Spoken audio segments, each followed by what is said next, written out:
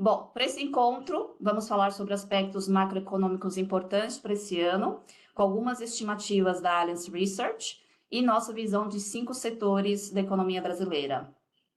E para este bate-papo, eu tenho aqui comigo alguns convidados do nosso time, convidados especiais. Então, temos aí a gerente de subscrição, Thaís Rosa, e os nossos especialistas, Adriana, Lázara, João Pedro e Bianca.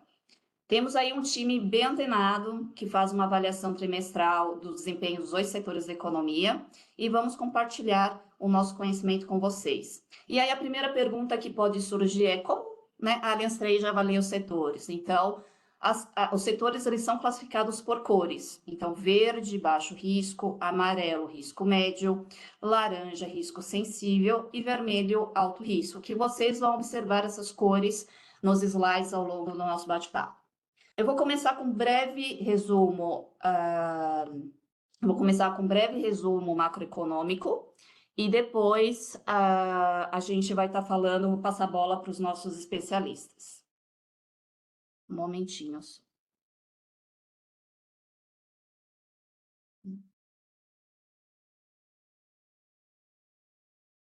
Então, vou começar pelo cenário macroeconômico. Um minutinho. Então, quando a gente, né, se eu pudesse falar assim, como expressar uma palavra para esse início de ano, né? Então, acho que volatilidade seria a palavra que melhor expressaria o que vem acontecendo no mundo e no Brasil. Então, a gente teve um ano, início de ano bem dinâmico. Começando pelo cenário global, né? Então, algumas economias desenvolvidas vendo uma desaceleração devido a políticas monetárias ainda restritivas e preocupações geopolíticas. Então, quando a gente fala de Estados Unidos, né, a gente tem o tarifaço sobre os importados desde o início de abril, que levou a uma escalada de incertezas e instabilidade, afetando os países que dependem bastante do comércio com esse país. E isso, né, toda essa instabilidade e incerteza levou a FMI a reduzir a previsão de crescimento global para 2025, devido à desaceleração, que eu já comentei, né, em cadeias de produção e pressão nos preços. O resultado do PIB do primeiro TRI dos Estados Unidos, né, ele teve uma ligeira queda aí de 0,3%, com a demanda doméstica positiva, né, e antecipação de compras antes das tarifas. Então, isso aconteceu tanto do lado dos consumidores quanto das empresas. E com base nas estimativas aí mais recentes da Allianz Research, espera-se um crescimento do PIB dos Estados Unidos menor em relação a 2024. Já na zona do euro, eles apresentaram uma taxa de crescimento de aproximadamente 0,4% no primeiro TRI, um pouco acima do que se era esperado, com destaque positivo para Espanha, Irlanda e Itália. E, de forma geral, esse PIB aí, em grande parte, foi impactada pelo aumento das exportações. E para 2025, é esperado um crescimento modesto de 0,8%. Agora, falando de PIB global, né? O que a Allianz Research projeta para 2025? Um crescimento de 2,3%, abaixo do crescimento esperado, abaixo do crescimento que a gente teve em 2024, que foi 2,9%, que vocês podem ver no slide. Nesse mesmo slide, a gente tem também o indicador de insolvências, né? Que é um dos indicadores importantes para a gente monitorar. Então, no gráfico, a gente tem o indicador histórico regional desde 2021 até 2024 e as projeções para 2025 e 2026. Então, de forma geral, a gente vê que é esperado aí um menor nível de insolvência na maioria das regiões, exceto a Ásia, né? Então, na Ásia, é esperado um aumento de insolvência em Hong Kong e Coreia do Sul. Para a América Latina, né, que é a região que a gente atua, estimado o aumento de insolvências de 10% para 2025, e quando a gente olha especificamente o Brasil, é estimado um aumento de 13% em 2025 e 5% em 2026, que é um nível menor se comparado a 2024, que a gente teve um crescimento aí de 37%. No próximo slide, né, a gente tem um gráfico interessante aí sobre as maiores insolvências nos últimos trimestres, por região e trimestral. Então, do lado esquerdo, a gente tem aí a parte regional, né? E do lado direito, a visão trimestral, já considerando aí dados do primeiro tri. Então, o setor de serviço, o que a gente pode observar aí no gráfico, nesse gráfico, né? O setor de serviços e varejo foram mais atingidos, particularmente aí na Europa Ocidental e na América do Norte, assim como a construção, especialmente na Europa Ocidental e na Ásia. Falando agora um pouco de macro no Brasil, né? Então, dados recentes aí divulgados na semana passada sobre o PIB do primeiro tri. Então, ele apresentou aí um crescimento de 1,4% sobre o trimestre anterior. E se a gente comparar com o primeiro tri de 24, esse crescimento aí foi de 3%, né? E no primeiro tri agora, ele é em grande parte impulsionado pelo setor agro. Do lado da inflação, a gente tem dados acumulados aí, dados até abril, acumulado 12 meses, então a inflação está em 5,53%, acima do acumulado de 2024. E o que acontece com esse patamar, né, de inflação aí acima da meta? Ela tem sustentado aí os aumentos da taxa Selic ao longo aí do período. E esse aumento da taxa Selic não é só com base na inflação atual, né? Também é baseada na expectativa de como se espera a inflação para esse ano e para 2026, que ainda é em patamar acima da meta. Então, a gente tem essa política monetária, né, que, por um lado, ela é orientada para controlar a inflação, e ela gera grandes desafios, por outro lado, né, para o crescimento econômico, principalmente em alguns setores da economia. Então, ela pode acabar limitando o consumo, endividamento e também os investimentos das empresas.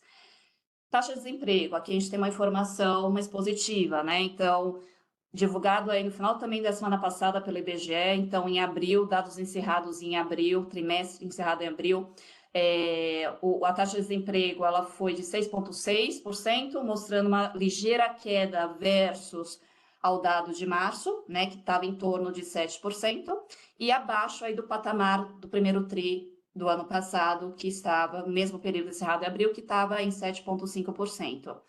Esse cenário macro, né, ele tem bastante impacto no varejo, que será apresentado pela Thaís, e também no setor automotivo, que vai ser apresentado pelo João Pedro. Já no setor externo, né, tivemos impacto na volatilidade dos preços das commodities, que afetaram as exportações brasileiras, além da variação cambial do dólar. Então, ela foi mais intensa aí do final do ano passado, começo desse ano, né, e ainda está em patamar elevado. A Adriana e a Lázara vão comentar sobre algumas dessas commodities.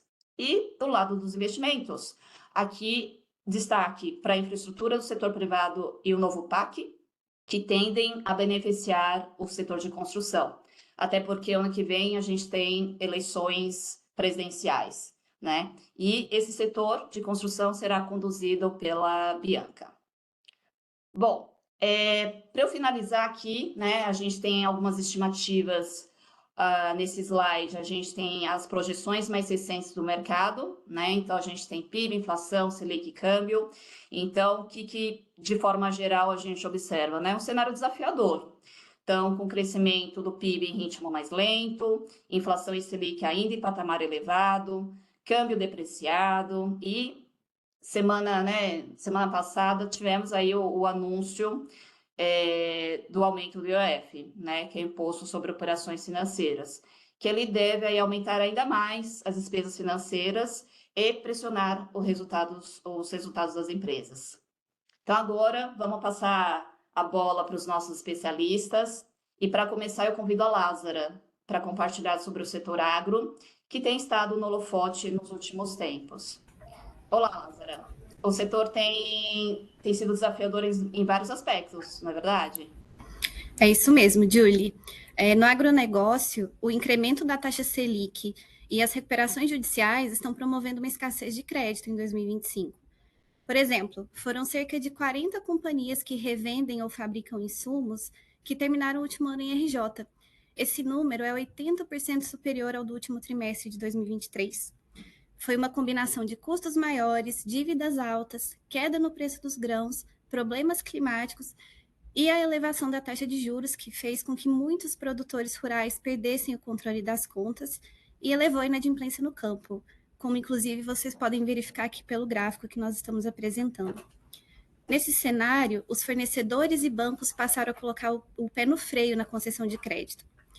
Por outro lado, estamos com índice de chuva favorável e safras recordes. Como você acabou de comentar, Julie, no último dia 30 foi divulgado o crescimento do PIB puxado pela agropecuária, que cresceu 12,2% em relação ao último trimestre de 2024. Esse cenário foi favorecido pela safra de soja, que está se consolidando, e pela baixa base de comparação com o ano passado, que não foi um ano de desempenho tão bom. E assim, apesar da instabilidade no preço dos grãos, com altos níveis de produtividade é possível sim se chegar a um lucro operacional. O desafio das empresas passa a ser então a alavancagem e o consumo de caixa por capex, que precisa ser reduzido. Além disso, o produtor rural precisa ficar em alerta com relação aos custos de produção e às suas estratégias de comercialização. Somado a todo esse contexto, o mercado internacional de fertilizantes foi pego de surpresa, né, pela indecisão em torno das tarifas comerciais da nova administração dos Estados Unidos. E isso causou um aumento no preço do fertilizante. E como a maior parte do fertilizante consumido no Brasil é importado, há uma preocupação maior também em torno disso. Porém, considerando que os acordos entre países cheguem a um cenário intermediário, o Brasil poderia capturar novas oportunidades de exportação em determinadas commodities e até ampliar os laços comerciais com países como México, Canadá, China e União Europeia, por exemplo. No setor das proteínas animais, o mercado deve continuar favorável para as que são mais intensivas em ração, que são aves e suínos. Acontece que o primeiro foco de gripe aviária em granja comercial no Brasil foi anunciado no último dia 16 e pode trazer impactos ao mercado. Inclusive, vários países anunciaram a suspensão total ou parcial da importação de carne de frango brasileira. Por enquanto, é uma situação isolada, foram identificados outros casos, mas em aves silvestres e criações domésticas, não em granja comercial. E o Ministério da Agricultura começou a agir imediatamente, então espera-se que não chegue a um período prolongado dessa restrição. Mas o impacto será sentido caso a suspensão dessas compras se prolongue, o que criaria um excedente de frango brasileiro e ocasionaria no curto prazo uma redução nos preços do frango no mercado interno. Então, pessoal, eu preciso destacar aqui para vocês que o grau de incerteza cercando os cenários do agro é maior que o de costume. O setor, então, está classificado aqui pela Allianz como sensível e devemos seguir atentos à forma como evoluem as perspectivas de inflação, da atividade agrícola, dos juros e também as sinalizações sobre o futuro das contas públicas no Brasil. Por isso, considerando tudo isso que foi colocado, o nosso apetite para o agro esse ano está um pouquinho mais restrito, porque é um dos setores que tá em evidência pelo risco maior de crédito, assim como o setor de metais, que a Adriana vai comentar com vocês agora. Bom, é isso, Lázara, assim como a incerteza aí do agro, né? Bom, primeiramente, bom dia a todos. Primeiramente, é importante destacar que o setor de siderurgia e mineração nunca esteve tão movimentado como nos últimos meses, com novas medidas e notícias sendo anunciadas semanalmente, às vezes até diariamente, mudando toda a dinâmica das projeções do setor. Então, primeiro, destaco que todas as informações relatadas se baseiam nas últimas notícias que a gente teve acesso até então, tá? Mas algo que não muda nesse setor é que ele é determinante para a geração do PIB do país e é um segmento base na cadeia produtiva de diversos outros segmentos da economia. Então, quando ele entra em crise, toda a cadeia acaba sendo direto ou indiretamente afetada. E isso pode ser claramente observado após as recentes medidas tomadas pelo governo americano, com as novas alíquotas impostas sobre o aço importado, que no Brasil já estava, né, em 25% e agora passou para 50% desde ontem. Então, o maior impacto aí para o mercado global é nas negociações entre Estados Unidos e China. Apesar do aço estar fora das negociações, depois de muitas discussões e tensões entre os países na reciprocidade da tarifa de importação, um acordo foi firmado para a redução dessas alíquotas, tá? Então, a tarifa dos Estados Unidos sobre os bens chineses passou de 145% para 30%, enquanto a tarifa da China sobre a importação dos Estados Unidos caiu de 125% para 10%. É um acordo temporário, válido por 90 dias, desde o dia 14/5, né? Até semana passada, sinalizava uma disposição das partes para pôr fim a essa guerra comercial que se formou e havia uma percepção de início de uma relação política e comercial mais saudável entre os países. Mas agora, 3 dias, mais ou menos, trocas de acusações recentes entre os governos de violar este acordo traz dúvidas se essa percepção inicial não foi um pouco precipitada. Até que um acordo definitivo seja estabelecido, as incertezas permanecem, não só pela relevância, né, dos países no mercado global, nas commodities metálicas, mas também pelos impactos dessas medidas na cadeia produtiva e na dinâmica do comércio exterior. Para se ter uma noção, as projeções de demanda de aço da World Steel Association, que normalmente eles divulgam em abril e outubro, elas estão suspensas desde então, desde abril, não houveram novas projeções justamente por conta dessas incertezas diante das tarifas impostas.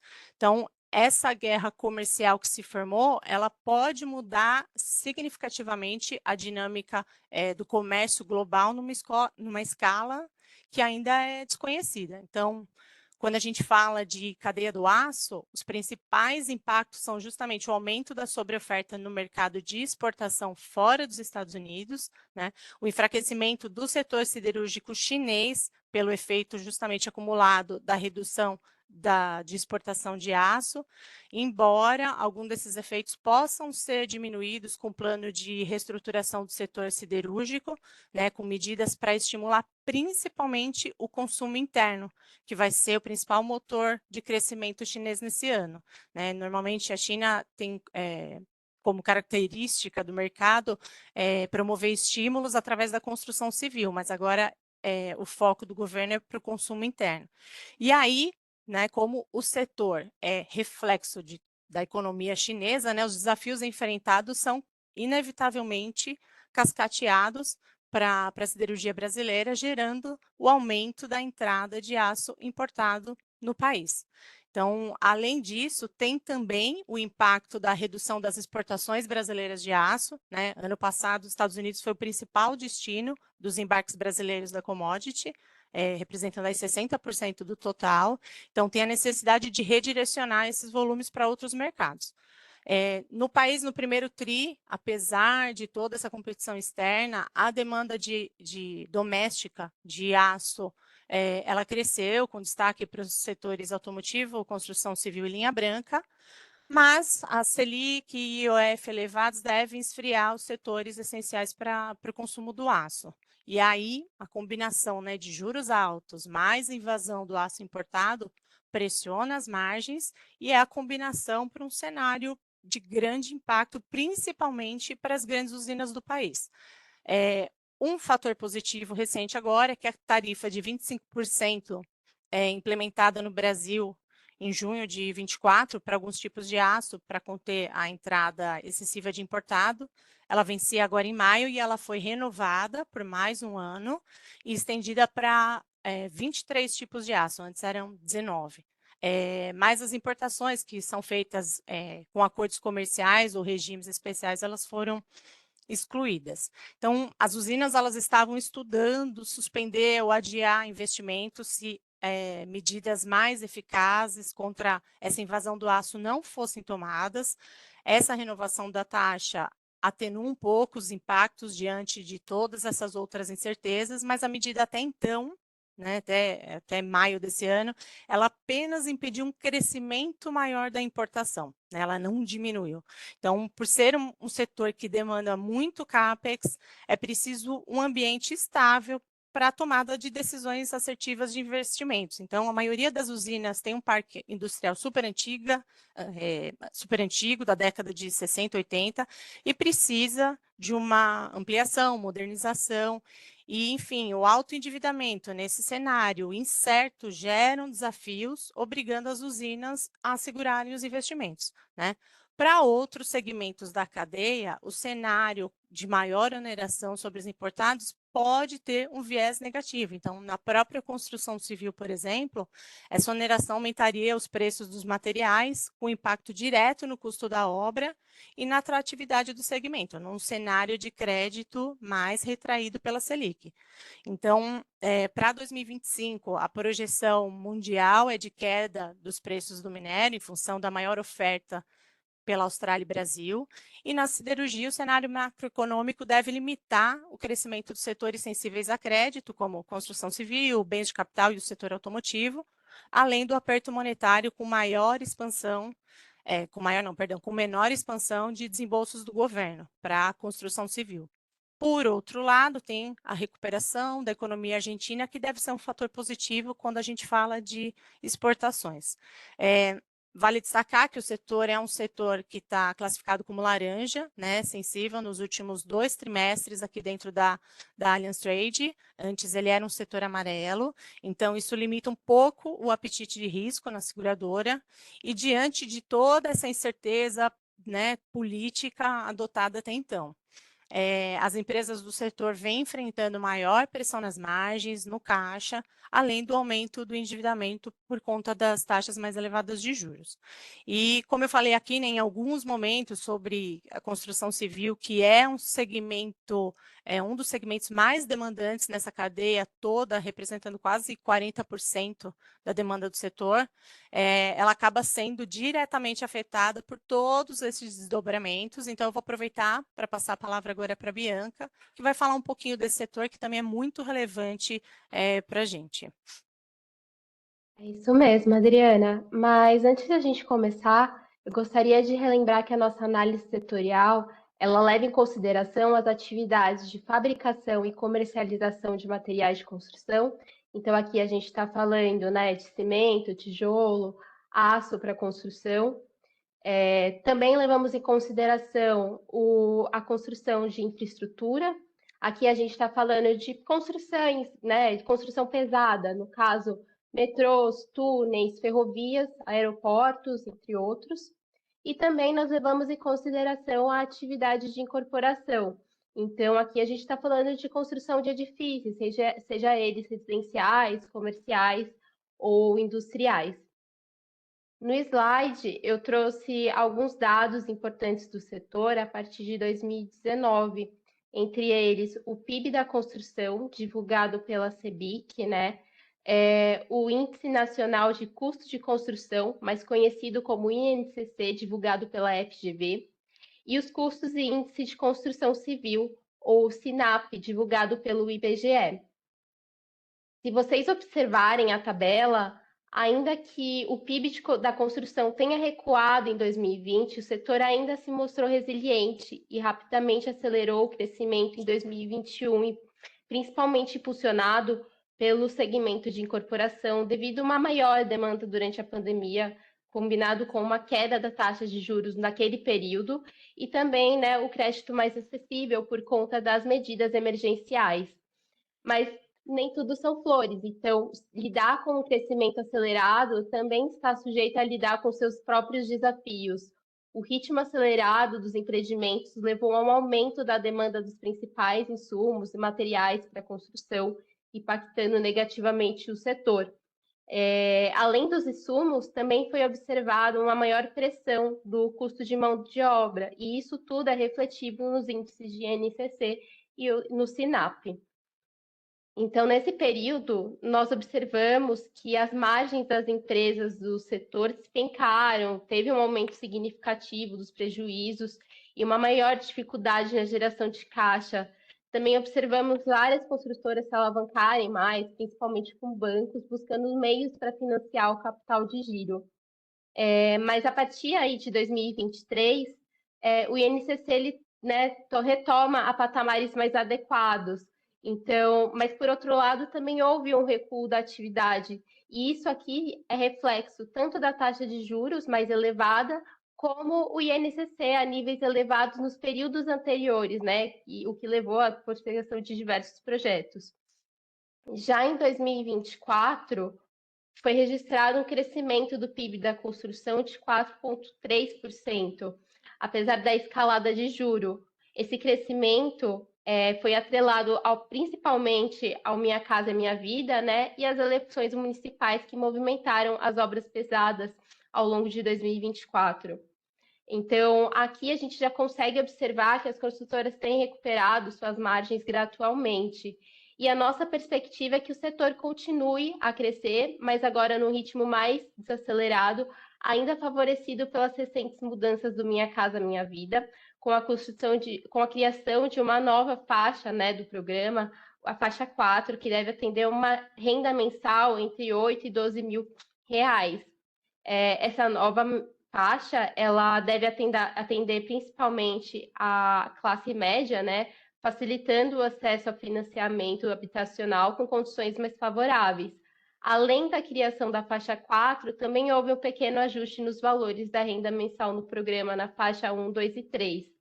A gente não espera ver, né, imediatamente esses resultados, é esperado ver esses resultados a partir do final desse ano. O cenário para a infraestrutura também é um pouco mais positivo, então, embora o investimento público, por meio do novo PAC, tenha ficado aquém da expectativa, ele tem sido impulsionado por uma maior participação do setor privado. Então, para 2025, nós esperamos que essa atividade seja mais acelerada, considerando a proximidade das eleições.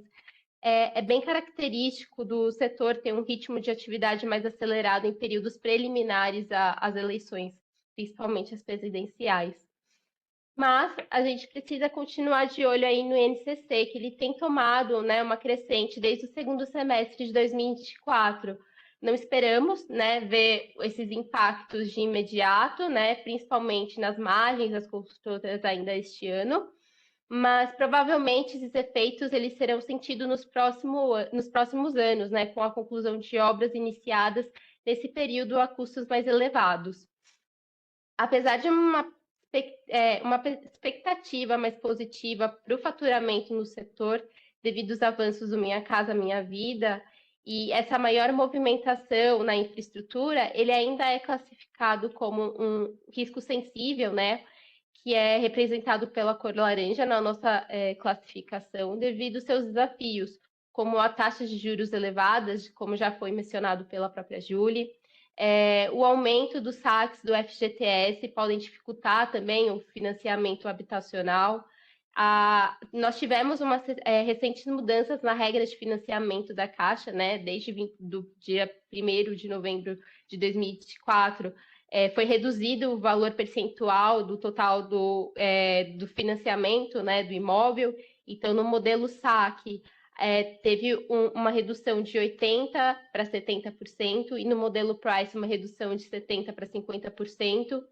E também, né, o custo de mão de obra, devido à sua escassez, o que torna mais difícil sua contratação e que também gera uma pressão nas margens das construtoras. É isso do meu lado, a construção ainda está no momento favorável, mas requer ainda um pouquinho mais de atenção. Obrigada, Bianca. A construção está num momento favorável, né? Mas, como você comentou, requer aí pontos de atenção.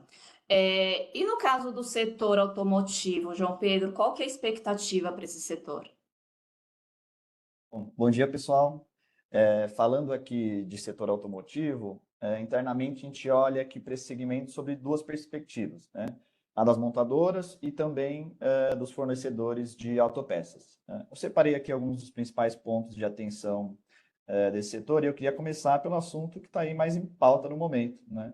Que é o anúncio que os Estados Unidos fizeram em abril desse ano, da tarifa de 25% sobre os automóveis importados e as peças automotivas, né? Que acabou aí gerando uma grande expectativa de aumento nos custos desses fabricantes internacionais que acabam importando componente nos Estados Unidos e, consequentemente, uma menor oferta aí, de veículos no mercado americano, né? Tendo em vista que as montadoras provavelmente vão priorizar aí os mercados mais lucrativos, né? Alguns dias depois desse anúncio dos Estados Unidos, a mesma administração norte-americana ela concedeu um crédito de até 15% no valor desses veículos que são montados nos Estados Unidos para compensar esse aumento no custo dessas peças importadas, né? E nós temos aqui internamente uma expectativa de novos recuos por parte da mesma administração, tendo em vista que existe aí uma queda recente de popularidade do presidente norte-americano, né? E, bom, como isso pode afetar o Brasil, né? O Brasil ele não exporta carros prontos para os Estados Unidos, né? Então, a gente acredita que não existem efeitos diretos, pelo menos no curto prazo, né? Entretanto, existe uma expectativa de redirecionamento dessa oferta de carros de países exportadores, por exemplo, o México, que é um grande exportador de veículos para os Estados Unidos, que pode acabar direcionando esse excedente da produção para outros países, por exemplo, aqui da América Latina, né? Isso alteraria a dinâmica local aqui de preços, né? Lembrando que o Brasil ele possui aí um acordo de livre comércio com o México, né? Por outro lado, do lado da visão das peças automotivas, né, que a gente exporta, o Brasil é um exportador de peças automotivas para os Estados Unidos, aí num volume anual médio de uns 300 milhões de dólares, né? Isso sim, isso pode sofrer uma redução significativa nesse volume devido a essa nova barreira tarifária, né? O que possivelmente ele pode gerar em um direcionamento dessa oferta para outros países parceiros compradores, ou então uma desvalorização, uma desaceleração aqui na produção local dessas autopeças, né? Considerando o nosso cenário aqui de câmbio desvalorizado, né? No Brasil, desde o ano passado, a gente tem aqui um cenário de elevação aí gradual de impostos de importação dos veículos eletrificados, né? Dependendo aí da categoria, que pode chegar até uns 35% de alíquota, né? Esse movimento aí que foi claramente, né, um contraponto dessas grandes importações recentes que a gente viu das montadoras chinesas, elas vêm agora considerando uma estratégia de investimento aqui na produção local, principalmente através da aquisição dessas fábricas ociosas que a gente viu de montadoras que acabaram deixando o país nos últimos anos, né? E aí, nesse cenário aí de rearranjo dessas fábricas das montadoras, também pode ser obrigado o segmento a se adaptar de novo com as medidas que elas vão ainda ser implementadas pela essa nova reforma tributária, né? Que ela foi aprovada no final de 23, e nessa reforma, a tributação ela vai passar a ser devida para o estado de destino da mercadoria, né? E não mais no de origem como é hoje, né? Com o objetivo de mitigar um pouco essa guerra aí de benefícios fiscais, né? Então, a gente acredita que essa cadeia logística ainda vai ser reavaliada em relação à localização estratégica dessas fábricas, né? E dos fornecedores também no médio e longo prazo por conta dessas questões, né? Já em relação aos dados nacionais aqui do nosso setor, os últimos números das principais associações aí mostraram consistência, né? Com a produção nacional de veículos que cresceu 7% nos 4 primeiros meses desse ano, né? E no ano passado esse crescimento foi de 10% em relação à produção, né? Em relação ao licenciamento de veículos, né, que para a gente aqui é um sinônimo de vendas, né, os 4 primeiros meses desse ano apresentaram alta de 3%, né? Lembrando que no ano passado essa alta foi bem mais expressiva, aí por volta de 14%, né? Por conta, né, do suporte no aumento de concessão de crédito, devido ao cenário macroeconômico que estava mais favorável, né, como a Julie abordou aqui para a gente, né? Falando de perspectivas, o mercado aí, ele projeta um crescimento menor para as vendas internas em 2025, algo em volta aí de 4% a 5%, né? Frente aos 14% que a gente comentou do ano passado, né? Então, uma desaceleração aí nas vendas internas. E os principais fatores relacionados a esse menor crescimento são desaceleração do crédito, né? Frente a esse cenário que a gente tem visto de aperto da política monetária, aí, com o Selic em alta, e essa tendência de um ciclo contracionista aí mais prolongado do que a gente estava esperando, né? Em contrapartida, a gente vê que a inadimplência do setor ela segue bem controlada, aí na casa de 4,5%, e a perspectiva de venda ela segue impulsionada tanto no segmento pesado, né, com a projeção da forte oferta local de grãos dessa última safra, como a Lázara comentou para a gente, quanto no segmento de veículos leves, pelas locadoras, que elas estão aí no ritmo acelerado de compras para renovar a frota, e por esse aumento geral aí na demanda por veículos alugados, né? Concluindo aqui para a gente, o setor automotivo ele enfrenta esses desafios nesse cenário pós-Covid, com aceleração de taxa de juros e um cenário macro global um pouco mais incerto, né? Mas a gente enxerga resiliência nesses dados do ano passado e desses 4 primeiros meses desse ano, com produção e licenciamento em alta, nível de inadimplência bem controlado, né?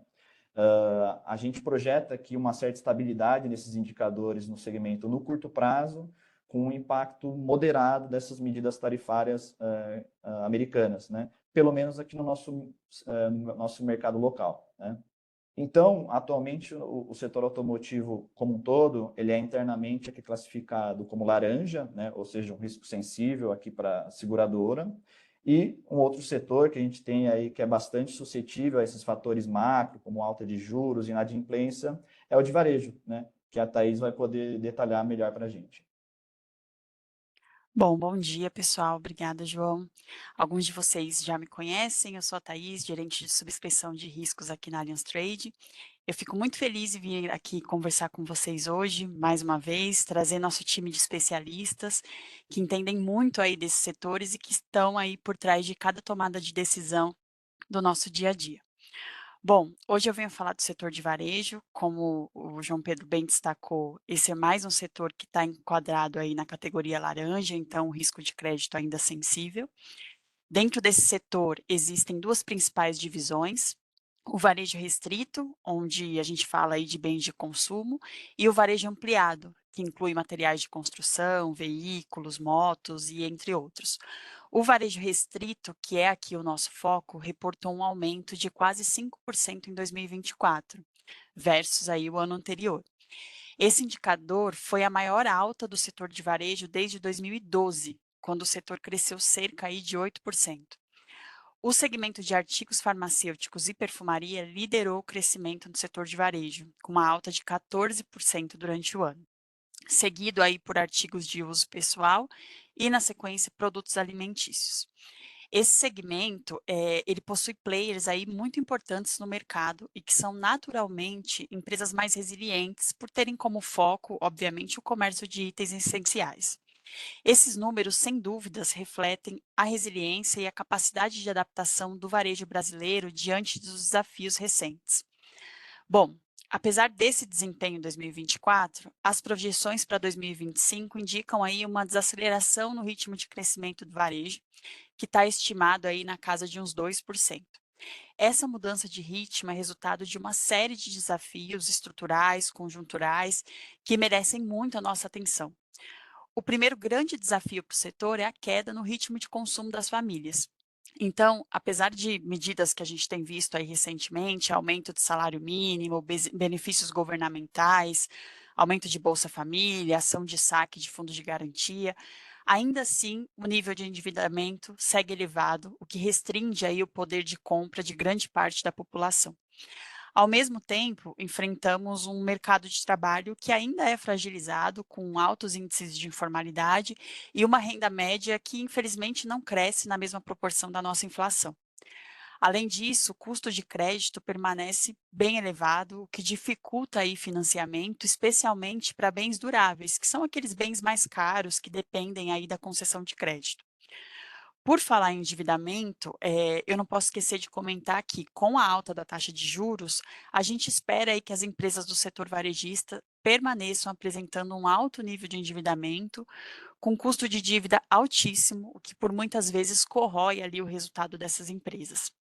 Além disso, vocês devem estar acompanhando aí nos últimos dias as notícias a respeito do aumento da tarifa do IOF no país e a cobrança desse imposto em linhas de risco sacado, que são aí muito utilizadas pelo varejo. Isso reduz ainda mais o lucro das varejistas, gera mais custo financeiro, reduz vantagem competitiva de antecipar pagamentos sem impactar a caixa, aumenta passivo financeiro e afeta indicadores de alavancagem de percepção de risco. Esse tópico ainda está sendo muito discutido, mas é de fato mais um ponto que pode impactar aí o varejo brasileiro. Não bastando aí essa pressão ali em resultado por maior despesa financeira, outro ponto importante é a pressão de custo que esse setor sofre, tanto com aumento em custo logístico, custo de frete, estoque, custo trabalhista, aquisição de clientes, que envolve aí estratégia de marketing, para manter o nível de competitividade que esse setor exige. E aí, quando a gente fala em competitividade, a gente não pode esquecer dos investimentos que as empresas desse setor precisam fazer aí de forma constante, principalmente em tecnologia, inteligência artificial, sistema integrado, tudo isso buscando aí um nível alto de digitalização, pensando que o perfil do consumidor tem se tornado cada vez mais um perfil multicanal, que exige aí uma interação entre loja física e mundo virtual. Um outro ponto muito sensível quando a gente fala de competitividade dentro do varejo é a entrada de grandes empresas internacionais que trouxeram aí novos padrões de logística, precificação e de experiência desse consumidor, o que exige cada vez mais investimento dos nossos players locais.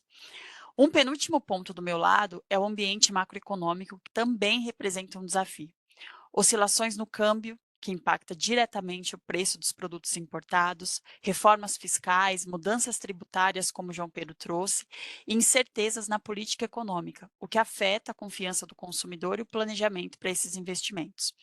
Por fim, a gente tem visto cada vez mais um avanço das questões ESG no país, e o consumidor brasileiro está cada vez mais atento ao posicionamento das marcas, exigindo aí práticas mais sustentáveis, diversidade, responsabilidade ambiental.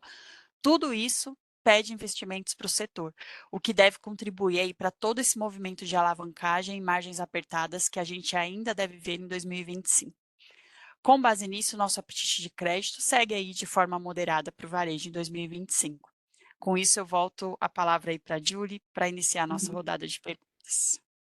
Obrigada, Thaís. Agradeço aí também aos nossos convidados aí, né, que compartilharam aí a sua expertise e perspectivas dos setores, deixando aí todo mundo antenado sobre os desafios e oportunidades para esse ano. E agora, como a Thaís comentou, vamos começar a sessão de perguntas. Então, eu tenho uma primeira pergunta aqui. Qual que é o impacto que a importação de veículos chineses tem nesse mercado de aço? Esse aço importado dentro do produto automóvel já está considerado nessa conta? Adriana, né? Acho que está falando aqui um pouco de aço. Vou direcionar essa pergunta para você. Oi, Julie. Então, quando a gente fala da invasão dos importados, né, no meu discurso, estava me referindo principalmente à questão do produto final aço, sem envolver o resto da cadeia. Mas, inevitavelmente, a invasão dos automóveis, né, no país acaba diminuindo a demanda interna doméstica, né? Quando eu estou falando assim das usinas, né? Então a demanda por aço acaba diminuindo, porque o produto final já vem pronto, e isso acaba também impactando principalmente tanto as montadoras, enfim, porque gera uma concorrência maior, né? E essa concorrência ela obriga, né, tanto na questão preço, as empresas diminuírem o preço, num cenário em que os custos e as taxas, né, de juros estão elevadas, e obriga também a ter maior inovação tecnológica para competir com esses importados. E inovação tecnológica obrigatoriamente traz investimento, e investimento também traz maior endividamento, né, para a maioria das empresas. E aí isso acaba gerando um impacto num cenário que já está um pouco mais desfavorecido, vamos dizer assim, e aí menores margens. Então o cenário para o mercado nacional de um pouco mais de impacto com a entrada desses importados, dos veículos importados, né? Obrigada, Adri. Temos aqui uma segunda pergunta relacionada ao aço, está no holofote. Essa taxação de aço pelos Estados Unidos de 50%, tem algum prazo específico para acabar? Ou expectativa de diminuição? Não, por enquanto não tem nenhuma expectativa, diferente dessa negociação que teve, né, com o governo chinês, que também não foi direcionada para o aço, foi de forma mais generalista da reciprocidade das tarifas. Não tem prazo, contudo, as empresas estão cobrando um posicionamento do governo brasileiro para tentar algumas negociações, que essas tentativas estão ocorrendo, estão cobrando para que retomem algum acordo, como aconteceu na gestão anterior, né, de 2018, que também tiveram algumas tarifas impostas no início do governo, e depois de um período houve um acordo bilateral com a fixação de algumas tarifas, e, enfim, as empresas apostam que tem algum acordo para tentar reverter essa medida.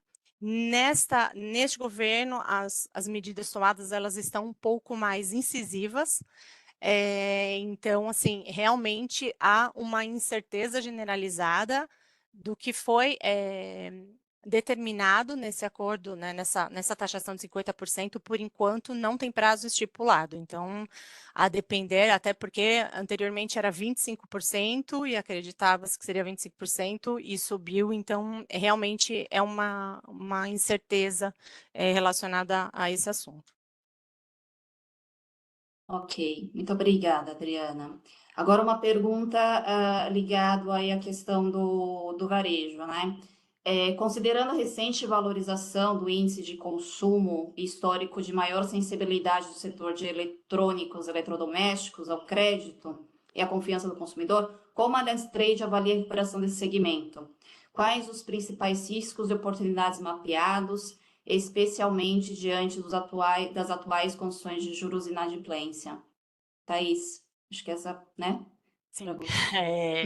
Bom, Jolie, esse aumento do índice de consumo, né, e de confiança, ele pode sim aumentar as vendas desse setor, principalmente eletroeletrônicos, eletrodomésticos, mas a gente tem que lembrar que num cenário com uma taxa de juros tão alta, isso pode limitar aí o acesso do público ao crédito e, por outro lado, desestimular o consumo, o que impacta negativamente as vendas. Então, por um lado, a gente pode sim esperar um leve aumento, mas ainda muito limitado por conta dessa alta de taxa de juros e por indicador de inadimplência que ainda está muito alto no país, então isso ainda pode afetar o setor como um todo. Apesar desse aumento desse indicador, a gente não espera que isso reflita tanto em aumento de vendas. Acho que é essa a resposta.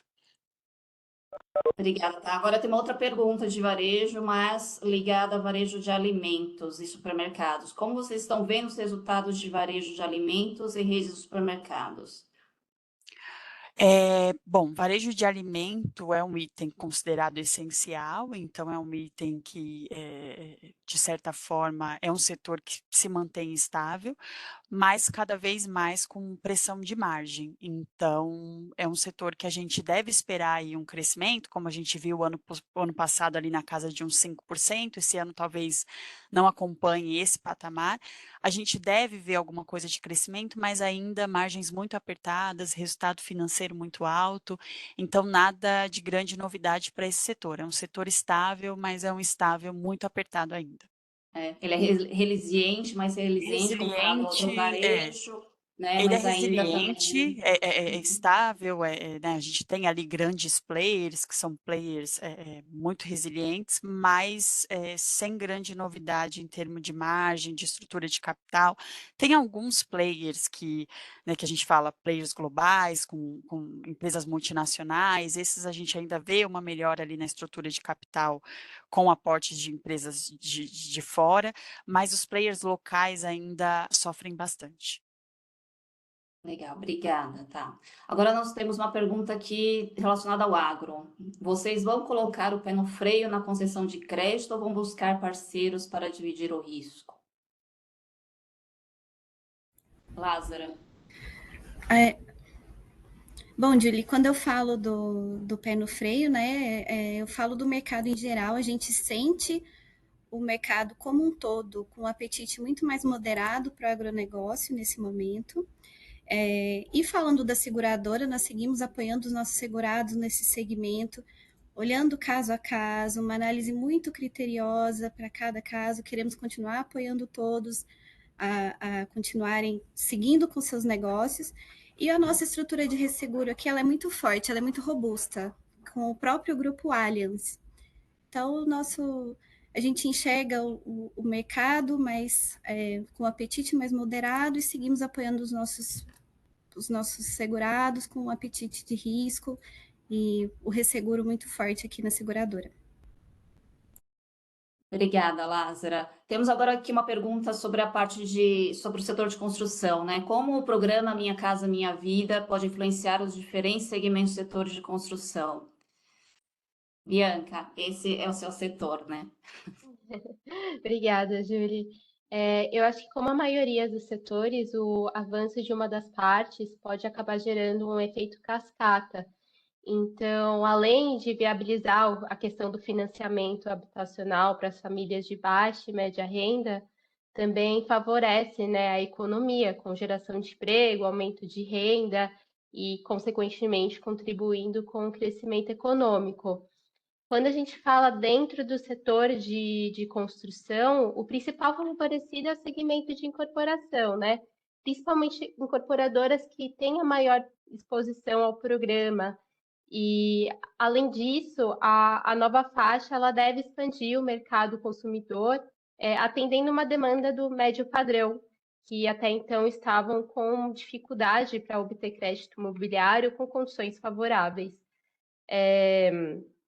Outro beneficiado é o segmento de material de construção, né, por conta da maior demanda de insumos e de materiais de obra. Eu acho que é Isso. Ok, obrigada, Bianca. Aí, agora nós temos uma pergunta para o João Pedro, do setor automotivo. Qual o apetite de crédito pelo mercado automotivo? Obrigado, Julie, pela pergunta. Eu acredito que aqui o apetite da seguradora ele é moderado, né? Tendo em vista aí que a gente classifica aí como um setor sensível, né? A gente continua acompanhando aí essa novela do tarifaço aí por parte da administração norte-americana, né? Então a gente tá bem próximo dessa questão. E também a gente tem os fatores macro aqui que você já explicou muito bem, né? A gente está num cenário de taxa de juros elevada, né? A gente sabe que o setor aqui ele é muito dependente do financiamento bancário, né? Então, essa alta de taxa de juros ela pode desacelerar um pouco o financiamento bancário, e isso pode diminuir um pouco vendas, como a gente tem visto na nossa perspectiva aí para 2025, um cenário de desaceleração, né? Então, a gente segue com apetite moderado, mas a gente está perto aí, acompanhando esse cenário macro e principalmente o tarifaço aí que vem em pauta aí do governo norte-americano também. Obrigada, João Pedro. Eu acho que uma última pergunta que nós temos aqui, voltando para o varejo, Thaís. Para o segmento de varejo, existe a perspectiva de entrada de novos players no Brasil? É difícil afirmar isso, né, Julie? Mas sim, o segmento de varejo no Brasil tem potencial para a entrada de novos players, especialmente aí se a gente considera que a gente tem um mercado em expansão, o Brasil é um grande mercado consumidor, uma população muito significativa, demanda crescente aí por produtos, e a gente tem crescido cada vez mais aí no comércio eletrônico, né? Então, tem sim oportunidade para novos players que desejam ter operação aqui no Brasil e sem grande investimento em loja física, visto que a gente tem mudado um pouco os hábitos de consumo e né, cada vez para o ambiente mais online e também para novas marcas, novas experiências. Mas, é claro, a gente tem que destacar também os desafios que esses novos entrantes encaram aqui no mercado brasileiro. Uma concorrência muito intensa, então o mercado de varejo no Brasil é muito competitivo, a gente já tem grandes players estabelecidos, isso representa aí um grande desafio para novos entrantes, e a parte, eu destacaria ali, de regulamentação e burocracia. O ambiente brasileiro ele é complexo, então exige aí que esses novos players se adaptem a normas locais bem rigorosas, um ambiente de impostos, é um ambiente bem desafiador para novos entrantes. Desafio é a palavra, né, gente? Bom, agradeço aí a participação de todos que enviaram as perguntas. Aproveito aí para lembrá-los, né, que em breve a gente terá uma nova sessão de Project Talk. Então, aguardem a divulgação dos próximos eventos no LinkedIn, né, que o nosso LinkedIn é Allianz Trade no Brasil. Vocês vão também receber um e-mail, né, de agradecimento, que vocês vão poder acessar a gravação e a apresentação do conteúdo de hoje. Então, agradeço novamente o tempo de vocês e desejo um ótimo dia. Abraço. Tchau, tchau.